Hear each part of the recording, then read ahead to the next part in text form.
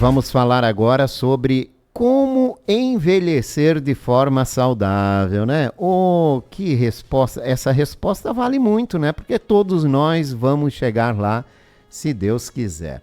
O Dr. Mário Cato, médico geriatra, está com a gente. Doutor, muito obrigado pela participação. Bom dia. Bom dia, obrigado pelo convite. Um abraço para você, Jorge. Um abraço para todos os ouvintes que estão aí em casa, né? É um prazer estar aqui com vocês. Doutor, para começar, o que significa envelhecer de forma saudável? Eu gosto de dizer que a gente tem que envelhecer com qualidade de vida, né? Porque às vezes a gente pode ter uma doença ou outra que já nos tirou um pouquinho da nossa saúde, mas eu posso ter muita qualidade de vida, né? Então a gente tem que buscar ter prazer na vida, ter uma vida plena. Mas para conquistar isso, Jorge e ouvintes, a gente precisa cuidar da saúde no decorrer da vida. Eu não posso pensar em envelhecer com saúde só a partir dos 60 anos. Eu tenho que pensar isso desde cedo, né? Então, por isso que é tão importante os hábitos de vida saudáveis, né? Olha só. E qual é o papel da genética e qual é o papel dos hábitos de vida nesse processo do envelhecimento?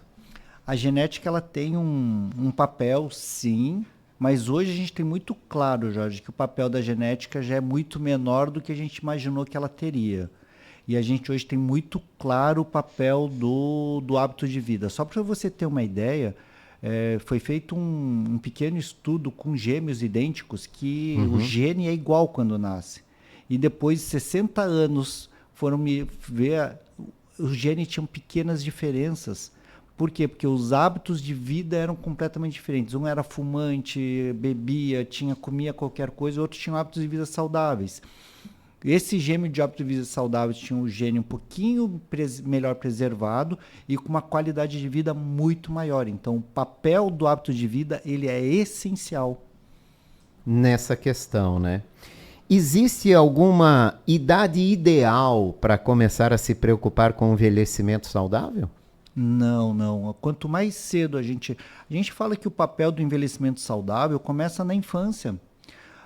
Uma doença, por exemplo, que afeta muitos idosos, que é a osteoporose, que é aquele osso que fica que é fraco e quebra.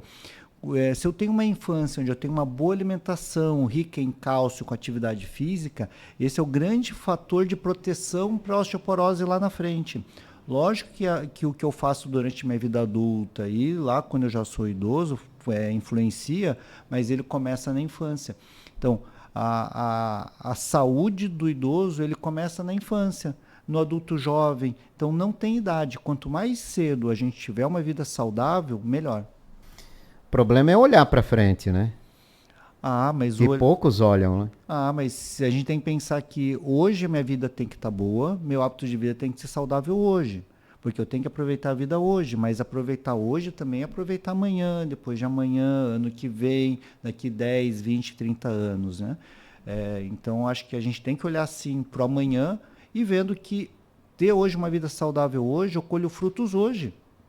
E vou colher frutos lá no futuro também. Dr. Mário Cato, quais são os pilares fundamentais para um envelhecimento com qualidade? Bom, a gente sempre diz que a alimentação saudável é importante. Não que a gente não possa comer o que a gente gosta, mas a gente também precisa comer o que a gente precisa. E a alimentação saudável diz muito disso. O que a gente precisa para ter uma boa nutrição? Então, eu preciso ter minhas vitaminas, meus bons nutrientes. Então, eu preciso ter... uma nutricionista uma vez me falou uma coisa muito simples. Eu preciso descascar mais e desembalar menos. A gente hoje tem uma facilidade muito grande de ir no mercado e comprar tudo pronto. É tudo enlatado, tudo embalado, tudo engarrafado. E eu preciso voltar e ir para a feira a comprar fruta, a comprar verdura, legumes para preparar, por exemplo, um bom molho de tomate é muito mais saudável se eu fizer o molho, se eu comprar o tomate, a cebola, tal. Então acho que esse é um primeiro passo. A alimentação saudável é a alimentação mais natural possível e de preferência que tenha muito das hortifruti, né? Então frutas, verduras, legumes, né? E eu preciso manter uma atividade física. Eu falo para meus pacientes que eles fizeram muita ginástica no decorrer da vida.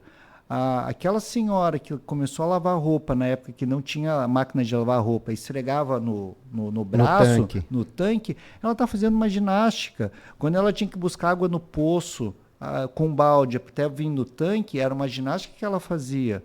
Aquele operário da fábrica que passava o dia inteiro andando para lá e para cá, era uma ginástica. Só que ele, ao se aposentar, ao parar, ele parou de fazer a ginástica dele. Então, quando ele quando ele não tem mais essa atividade, ou porque as mulheres hoje, os homens hoje, têm a máquina de lavar roupa, tem tudo. A gente andava para visitar o parente, andava 10 quadras para ir na casa do irmão, do pai. Hoje a gente pega o carro para ir na esquina comprar pão. Então a gente tem que voltar a ter essas atividades. E se eu não tenho uma atividade como essa, eu vou precisar de uma academia, de um pilates, de uma caminhada, de uma corrida, bicicleta, não importa qual atividade, mas eu preciso fazer atividade física. Então, são os 2 pilares. E o terceiro é você cuidar das suas doenças ou das suas potenciais doenças. Eu, por exemplo, na minha família, eu tenho problemas familiares com problema de coração e diabetes. Então, eu cuido muito, eu tento não comer doce, eu cuido muito bem do meu consumo de sal, porque eu sei que na minha família tem risco, então eu já tenho que cuidar. Eu sei que eu tenho uma propensão a ficar mais gordinho, então eu mantenho a minha corrida para ficar magrinho. Por quê? Porque eu tenho que olhar para as minhas doenças e para a minha família, para a minha história familiar, e já prevenir doenças ou tratar as doenças que eu tenho já precocemente. Uhum. Doutor, como é que a alimentação influencia nesse processo de envelhecimento, né? Qual é o impacto que uma alimentação não saudável ou uma alimentação irregular pode trazer lá na frente, depois quando a gente chega na idade de idoso? Por exemplo, vamos pegar as doenças cardiovasculares, né? Infarto e os derrames, né?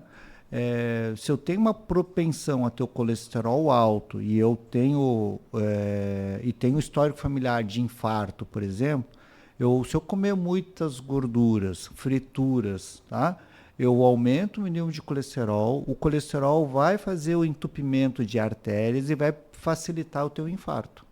Se eu tiver um infarto e essa lesão cardíaca foi muito severa, o meu coração fica fraco e eu começo a não ter capacidade. Ou posso morrer pelo infarto, ou se não morrer, eu vou ter sequelas cardíacas. E aí eu vou ter uma doença cardíaca com uma insuficiência que vai me limitar a vida.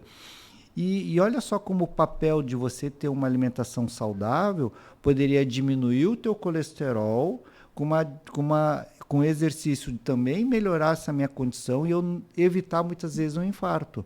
Ou um infarto que estaria marcado na minha vida para acontecer aos 40, 50 anos, por ter hábitos de vida saudáveis que acontecer aos 70, eu ganhei nisso 30 anos de qualidade de vida. Porque é isso que eu escuto muito. Às vezes, mas fulano sempre se cuidou e morreu de infarto aos 70. Mas eu falo assim, mas se ele não se cuidasse, talvez tivesse tido uma vida aos 40, aos 50, morrer do infarto. Então ele ganhou 20, 30 anos de vida, né? Então, a alimentação, por exemplo, no infarto é isso, ou no diabetes. Eu tenho uma família que tem risco de diabetes. Alguém já foi diagnosticado com diabetes, ele continua comendo doce, ele vai aumentar o diabetes, vai fazer lesões tal, e vai facilitar ter de novo infarto, de novo derrame, e ele vai perder muito a qualidade de vida. Então a alimentação ele é essencial.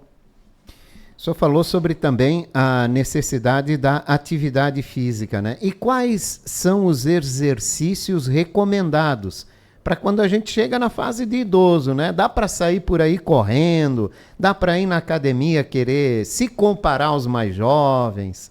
Se comparar com mais jovens, não. Apesar de que já vi idosos com desempenho atlético melhor do que de muito jovem. Mas aí é uma construção, é aos poucos e devagar. Ele precisa passar por uma avaliação para ver se tem condições de fazer o exercício. Mas aí, eu sempre falo, Jorge, a gente precisa fazer o exercício que a gente gosta. Porque se eu faço um exercício e eu não gosto, se torna tortura. E eu já vi idoso fazendo remo, já vi idoso fazendo taekwondo, já vi idoso fazendo ciclismo, já vi idoso fazendo atividades que parecem ser tão de jovens, e ele está fazendo porque ele gosta, porque ele sente prazer. Então, a gente precisa associar o exercício com prazer, mas com uma avaliação clínica antes E que se ele quiser ter um desempenho... Tem uma senhora de 96 anos, que é a Madonna Buder. Ela era uma freira, sempre foi atleta, e ela aos 86, 87 anos fazia o Ironman, que é uma prova de ciclismo, natação e corrida, que é extremamente difícil, e ela terminava disso. Tem um japonês de 86 anos que ainda compete no Ironman, e ele termina, só que ele sempre fala, o que os outros competidores fazem de treino em 6 horas, eu demoro 10, porque eu vou muito mais devagar. O tempo dele é muito mais lento. Só que o desempenho atlético dele é infinitamente melhor que o meu. Eu mal consigo correr 10 quilômetros, ele faz o Ironman inteiro, então um senhor de 86 anos tem um desempenho atlético melhor do que eu. Então, dá para se comparar com um jovem? Não dá. Mas dá para atingir um bom desempenho? Dá, com certeza. E isso é importante, escolher aquela atividade que te dê prazer também.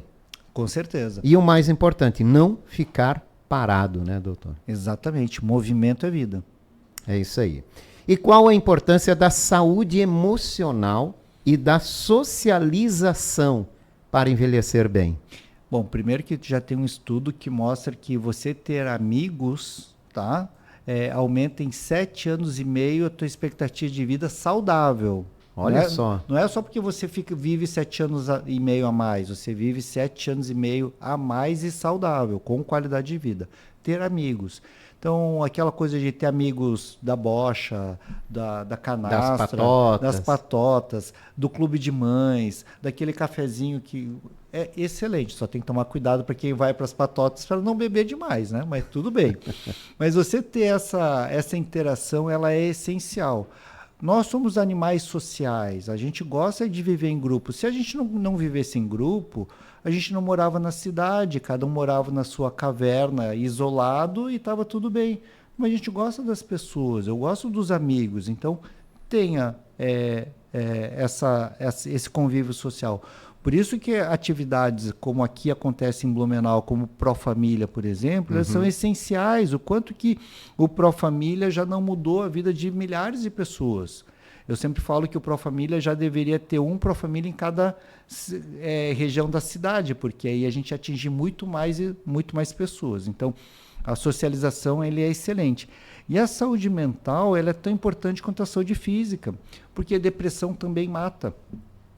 Quando um paciente que está deprimido, e quando a gente for pensar no que muitas pessoas idosas já passaram, de perdas, já perderam o pai, a mãe, perderam às vezes o companheiro, amigos, irmãos. Às vezes até filhos, né, doutor? Que é uma situação difícil da gente suportar, né? Eu acho que é a mais difícil que tem, tá? Eu também acho. Das dores que eu vejo dos meus pacientes com depressão, a perda de filho é a mais dolorosa, né?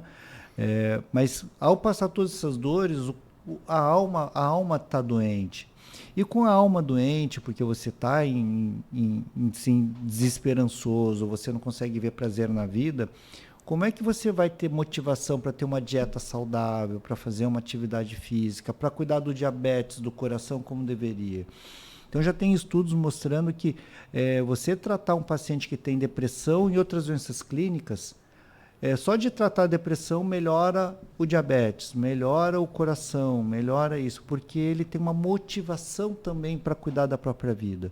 E viver sem essa dor emocional, sem essa dor do coração que a gente fala, é uma vida muito mais feliz, né? E a gente merece ser feliz, Jorge. Ah, com certeza, né? O isolamento social tem sido uma preocupação entre os idosos. Ainda é comum, infelizmente, né, as pessoas irem envelhecendo e perderem o desejo de sair de casa, perderem a vontade de ir em algum evento, né? Meio que se acomodarem com o isolamento, né? Como a gente pode enfrentar isso, doutor?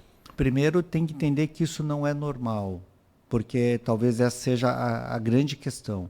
A gente às vezes escuta assim, não, mas fulano tá idoso, é muito velhinho, então é normal querer ficar em casa. Não, não é normal.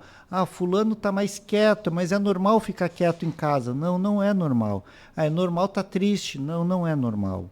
a gente tem que estar feliz, a gente está querendo sair de casa. A gente pode ter certas limitações, porque o joelho dói, porque a coluna é isso, tá? Porque tem mais dificuldade, ok.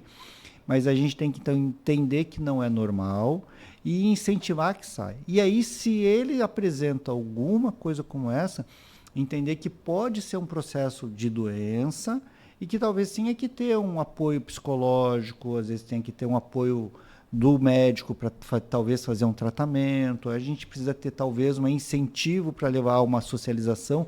E eu sempre digo isso, Jorge. Quando a gente vai, eu lembro do meu filho quando era pequeno, e era importante a escolinha para ele, não só pela questão pedagógica, mas pela questão social. Nos primeiros dias, a gente tem que pegar pela mão e levar até o portão. E ele não quer ir, não quer ficar, mas eu tenho que fazer isso. Chega lá na terceira, segunda semana, ele entra, já nem dá bola pro pai, né? Vai, entra porque ele gosta da escolinha. E às vezes a gente tem que fazer o mesmo papel com o pai, com a mãe. Eu preciso pegar ele pela mão e falar assim, vem cá, vou te levar lá no Pra Família. Leva uma, leva duas, leva três, daqui a pouco ele vai falar assim, filho, não precisa vir buscar que eu vou de Uber. Porque ele já viu o benefício e ele começa a entender o quanto que é bom para ele. Então ele já não vai nem mais precisar que tu leve. Mas você no início precisa ir com ele. Você vai na cadeira, vou pedir para o meu pai, para minha mãe no Pilates. Talvez eu tenha que ir nas primeiras 4, 5, 6 aulas junto. E talvez até eu fazer aula junto com ele. Depois que ele percebe o benefício, ele vai querer ir sozinho. Faz um outro horário, porque aí eu quero fofocar aqui com a minha amiga e você só me atrapalha. Então ele vai começar a te dispensar porque ele vai começar a ter a vida dele. Então, a gente tem que incentivá-los e começar junto com eles. É importantíssimo isso, né? Muita coisa nasce no seio familiar, né, doutor? Inclusive o envelhecimento saudável, né? Sim, eu acho que... eu sempre digo que essa questão do envelhecer não é diferente do quando eu cuido do meu filho, quando eu cuido da minha esposa, quando eu cuido do meu irmão. A gente passa nesse seio familiar o cuidado, né? E aí eu vou cuidar do meu pai também, eu vou cuidar da minha mãe. Então, isso tudo é cuidado. Se teve um momento que eu fui cuidado pela minha mãe, pelo meu pai, teve um momento que eu cuidei do meu filho, tem um momento que eu vou cuidar do meu pai e minha mãe de novo. E esse seio familiar, ele é essencial para o idoso. E ele precisa se sentir acolhido. Às vezes eu sempre falo também isso para meus pacientes, que às vezes o idoso fala assim, mas eu estou dando trabalho. E aí o filho fala assim, não, tu não dá trabalho. Eu falei, não fala isso. Dá trabalho sim, o cuidar dá trabalho. Só que o cuidar de quem a gente ama não é um fardo, é um prazer. Lógico que eu queria que minha mãe não precisasse ter cuidado, fosse ativa, independente o resto da vida. Mas se ela precisar do cuidado, eu vou fazer com todo prazer, com todo respeito. Então a gente também não pode minimizar falando assim, não dá trabalho. Dá sim, mas é um trabalho que é prazeroso, que eu vou fazer com gosto, né? Quais os exames, cuidados médicos que são essenciais a partir de uma determinada idade? A partir da entrada, eu acho que nessa nossa terceira fase da vida, que é a vida de idoso, né? A gente faz exames clínicos que de acordo com a necessidade, né? Então vai ter exames laboratoriais, aí vamos ver das vitaminas, vamos ver da função do rim, do fígado, do hemograma, né? Então a gente faz uma bateria de exames laboratoriais. Dependendo do histórico dele, se tem uma necessidade, faz as avaliações cardíacas também, faz as avaliações a parte pulmonar, intestinal. Então a gente vai avaliando com as necessidades, né? E a gente vai fazer a da saúde dos ossos. Então, é uma avaliação ampla, grande, por isso que o geriatra, ele dialoga, ele conversa, ele passa a margem de várias especialidades. Então, tem momentos que a gente foca na cardio, tem momentos que é na neuro, tem momentos que é no pneumo, no gastro, tá? Não que a gente seja tão bom quanto os outros, muito pelo contrário, a gente não é melhor do que os outros, né? É que a gente só faz uma coisa mais ampla. Às vezes a gente precisa do apoio dos especialistas também, mas a gente avalia tudo. E às vezes a gente avalia, encontra alguma coisa diferente e encaminha para o especialista, né? Encaminha para o cardiologista ou para o neuro e assim a gente por diante. Mas a avaliação é muito ampla mesmo. Doutor Mário Cato, quais os principais mitos que o senhor observa quando o assunto é envelhecimento? Eu acho que o mito principal é que, não, isso é normal da idade. Não, tem coisa que não é. Caiu, não, é normal da idade. Não, não é normal da idade cair, tá? Se caiu, tem alguma coisa, tá? Então, tem coisas que não são normais. Então, eu tenho que parar de dizer que isso é normal da idade. Eu posso dizer que pode ser mais comum, que seja mais, tá? Tenha um risco maior de acontecer. Então, assim, o Alzheimer é normal da idade? É normal isso ficar esquecido na idade? Não, não é normal. Mas eu posso dizer que ao envelhecer mais, eu tenho uma chance maior de ter uma doença de Alzheimer. Então, eu tenho que ficar mais atento a isso. Mas não é normal. Porque tem gente que chega aos 100, cento e poucos anos com a cabeça lúcida. Se fosse normal, ninguém chegaria lúcido. Exato. Né? É normal, eu sou idoso, eu não posso mais fazer exercício. Não, não é que não, é um mito. Eu sou idoso, eu preciso fazer exercício. Né? Então, a atividade física ele é essencial. Não, mas eu vou no geriatra, eu não quero viver mais. Mas ninguém está falando que você vai viver mais. A gente está querendo que viva melhor. Então, ninguém vai aumentar teu tempo de vida. A gente quer, hoje, o tratamento da medicina está tentando trabalhar com melhorar a qualidade de vida, né? Então, são mitos que a gente encontra bastante. E outro mito, eu estava conversando hoje com uma colega, né? Que ela foi surpreendida porque quando ela foi no médico, ela ficou assim, mas você não toma nenhum remédio? Eu falei, não, nenhum. Tem certeza? Não, não tomo nenhum. Porque parece que é tão normal eu ser idoso ter que tomar remédio. Não, eu posso ser idoso e não tomar remédio. E é sinal que eu tenho uma vida saudável, né? Com certeza, né? O que é possível fazer para manter a autonomia e independência, mesmo em idade avançada, doutor? Aí eu vou voltar no exercício. Eu acho que esse é o sonho de todo mundo, né? Então vamos lá. A independência fala muito do físico, né?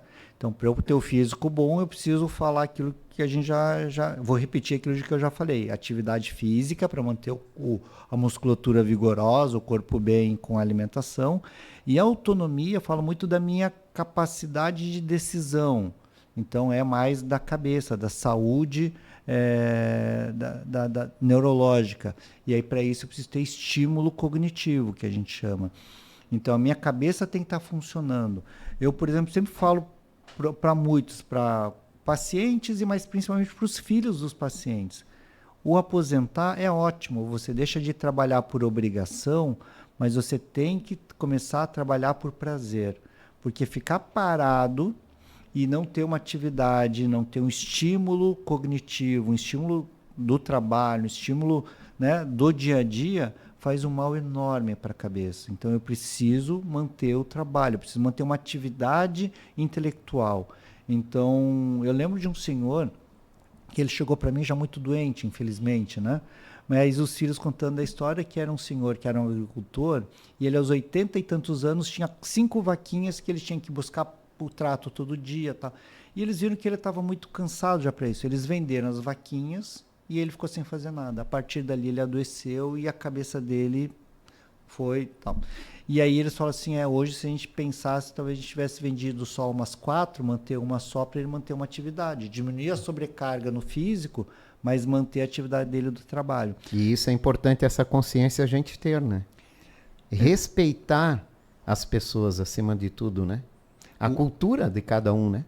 Porque é o que ele sabia fazer, né? Ele foi agricultor a vida toda. Exato. Então a gente hoje vai ter que dialogar isso com os nossos pais, né? O que eles querem manter fazendo e aí manter uma atividade. Porque se eu mantenho uma atividade intelectual, cognitivo, eu posso manter mais a minha autonomia. Então, independência é o físico, autonomia é a minha cabeça. Então, leitura, aprendizados novos, tá? Eu tenho o meu plano, Jorge. Quando eu vou me aposentar aos 65, 70, eu quero voltar para a faculdade. E eu quero voltar para fazer ciências sociais, porque eu adoro a área da antropologia. Então, eu quero estudar uma coisa completamente diferente, mas para estimular minha cabeça, para eu manter minha cabeça sempre ativa. Que é muito importante. Para finalizar, doutor, que mensagem o senhor deixa para quem deseja envelhecer com saúde e qualidade de vida? Primeiro, que nunca é tarde para começar a cuidar da sua saúde. Então, se eu tenho 20, 30, 40, 70, 80 anos, eu posso começar hoje a ter uma vida mais saudável. E a vida mais saudável é comer bem, mesmo eu comendo algumas vezes o que eu gosto, que às vezes o que eu gosto não é tão saudável, mas eu também preciso alimentar a alma, né? Nunca é tarde para começar a fazer uma atividade física, nunca é tarde, tá? Então a gente pode começar a fazer uma atividade física e mantém a cabeça ativa com amigos, atividades sociais e também, se possível, trabalhe de uma maneira muito tranquila, sem esforçar muito o corpo, mas é isso. Para que a gente possa ter uma saúde muito plena. Conviva, viva. Essa que é a grande dica para vocês. Vivam. Doutor Mário Cato, muito obrigado pelas informações, né, e pelas orientações aqui nessa manhã. Agradeço, um abraço a todos os ouvintes e obrigado pela entrevista.